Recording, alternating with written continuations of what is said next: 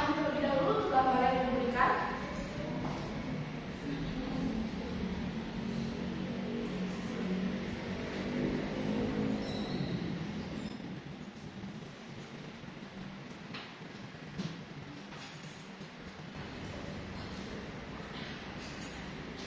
Ada yang tahu? Saya Ibu. Silakan. Yang di sebelah kiri itu iklan, kemudian yang tengah-tengah itu slogan, yang di sebelah kanan itu poster. Nah, betul ya. Jadi ini Ibu taruh sesuai dengan urutan. Yang gambar pertama ini adalah contoh dari iklan. Kemudian yang kedua itu ada slogan. Yang ketiga yaitu ada poster. Nah, setelah kalian melihat dan kalian mengetahui yang mana sih gambar dari iklan, kemudian ada gambar dari slogan dan juga poster, kita akan mempelajari mengenai pengertian dari iklan, slogan dan juga poster serta fungsinya itu seperti apa. Nah, ini ya anak untuk materi yang akan kita bahas pada siang hari ini. Nah, kalian lihat di sini bahwa iklan, slogan, dan juga poster itu memiliki fungsi. Nah, ketiga ini itu memiliki fungsi yang sama, yaitu untuk mengkomunikasikan pesan, baik itu yang bersifat komersial, sosial, ataupun bersifat pribadi. Nah, di sini fungsi ketiganya itu memiliki keberagaman yang muncul pada bentuk dan juga teknik penyajiannya. Jadi karena ada ketiga ini, fungsinya ini terdapat istilah yang namanya slogan dan juga poster. Sama seperti iklan sama seperti iklan sebenarnya. Nah, untuk pengertian iklan, ada yang mau membacaannya? Silakan kita. Iklan dapat diartikan sebagai pemberitahuan yang bertujuan mendorong atau membujuk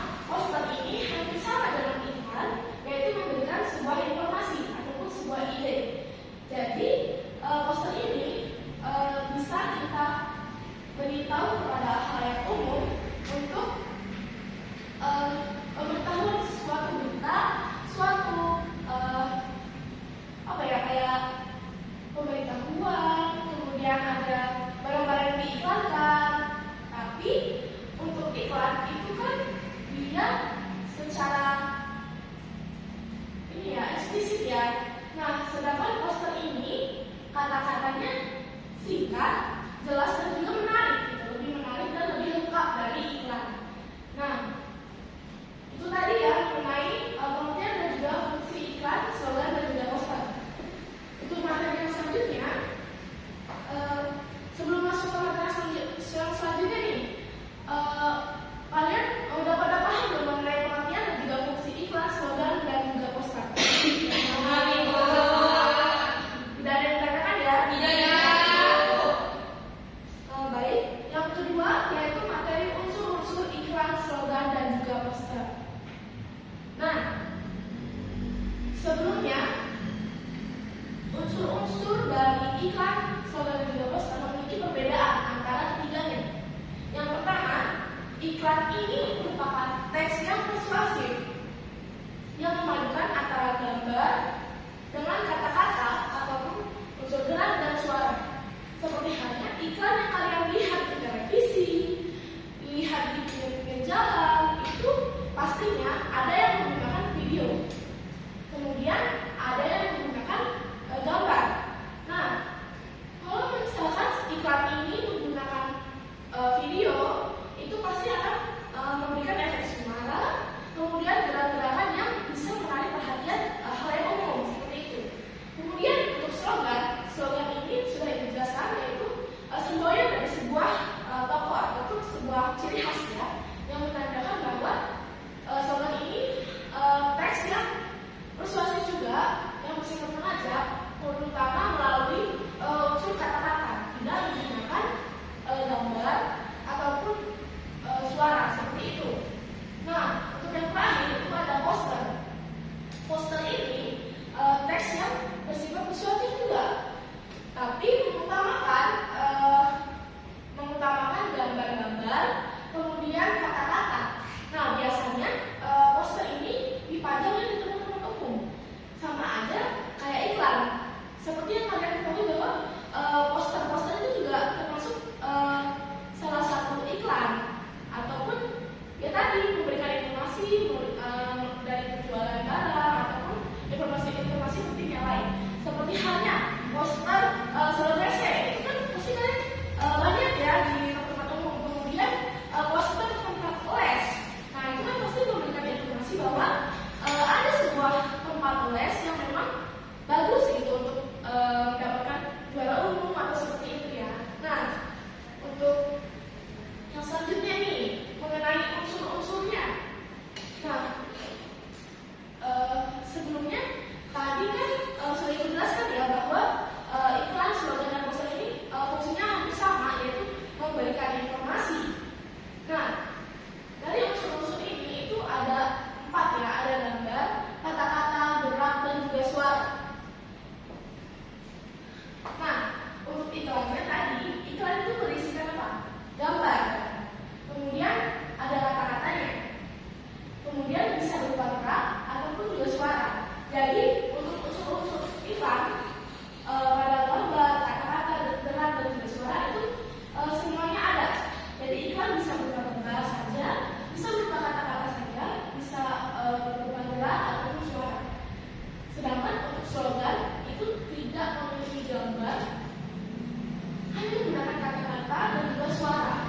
Seperti halnya slogan dan tadi itu diutarakan dengan kata-kata, kemudian ditampilkan melalui audio suara seperti itu. Nah, untuk yang poster tadi itu unsur-unsurnya berupa gambar dan juga kata-kata, karena poster ini lebih mengutamakan informasinya. Kemudian gambar ini hanya pelengkap untuk memunculkan sifat ingin tahu dari masyarakat luas seperti itu.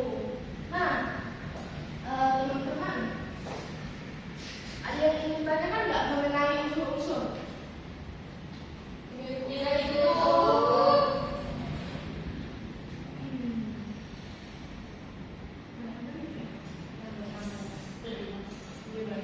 Baik. Tadi sudah dijelaskan ya mengenai unsur-unsur, kemudian ada pengertiannya juga. dari pengertian iklan, slogan, dan juga poster. Nah, dari sebelum Ibu akhiri nih pembelajarannya, ada yang bisa menyimpulkan tidak apa sih yang kalian dapat dari materi ini hari ini? Ada yang bisa menyimpulkan mengenai tadi pengertian dan fungsi iklan, slogan, dan poster, atau yang bagian unsur-unsur? Ada yang bisa? Baik, silakan Revita. Saya akan menyimpulkan dari materi pengertian dan fungsi Ibu. Jadi iklan itu diartikan sebagai pemberitahuan yang bertujuan untuk mendorong atau membentuk khalayak. Kalau slogan itu berupa perkataan atau kalimat pendek yang dipakai sebagai dasar tuntutan. Itu bisa disebut juga moto atau semboyan Ibu. Terus yang ketiga di poster itu juga hampir sama karena dia memberitahuan suatu ide dari gambar dan kata-kata. Lalu untuk fungsi dari iklan, slogan, dan poster itu untuk mengkomunikasikan pesan baik yang bersifat komersial, sosial, ataupun pribadi Ibu. Baik, terima kasih ya Revita telah menyimpulkan mengenai materi pengertian dan fungsi dari iklan, slogan, dan juga poster. Beri tepuk tangan dulu kepada saudara. Nah, tadi kan sudah diberikan kesimpulan ya mengenai pengertian dan juga fungsi. Sekarang ada yang bisa memberikan ulasan tidak mengenai unsur-unsur iklan, slogan, dan juga poster? Ada yang bisa? Ayo, yang bisa jawab Ibu kasih nilai. Ayo, siapa yang bisa? Saya Ibu. Baik, Rayana, silahkan. Baik Ibu, untuk unsur-unsur iklan itu ada 4. Ya, gambar, yang pertama gambar, kata, gerak, dan suara. Lalu untuk unsur slogan itu ada kata dan suara, gambar dan bentuknya itu tidak. Lalu untuk poster itu ada gambar dan kata, gerak dan suaranya itu tidak. Lalu untuk cukup Ibu. Betul. Jadi apa yang sudah dikatakan teman-teman itu betul ya. Jadi untuk hari ini yang berhasil menjawab itu akan dapat nilai ya. Jadi tadi yang berhasil menjawab yaitu ada Revita sama Rayhana ya.